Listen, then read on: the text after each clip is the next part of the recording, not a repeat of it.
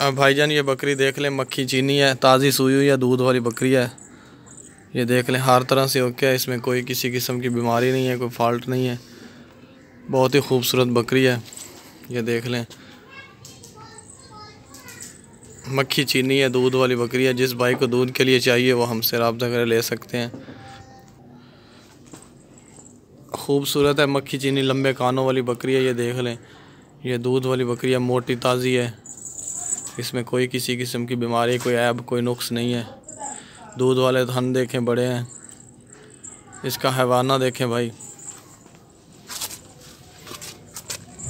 ये देख लें दूध वाला हैवाना देख लें, बहुत ज़्यादा दूध वाली बकरी है। ये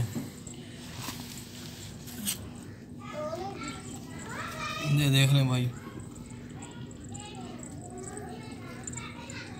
सीधी कर रहे क्यों टेढ़ा की दिखा, थोड़ा घटोर, थोड़ा घटोर, वापस लाया।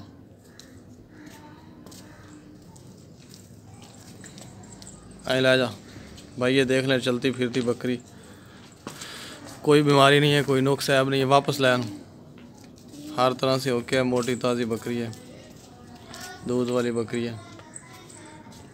2 किलो दूध है इसका डेली का। चला ही कर, वापस लाया।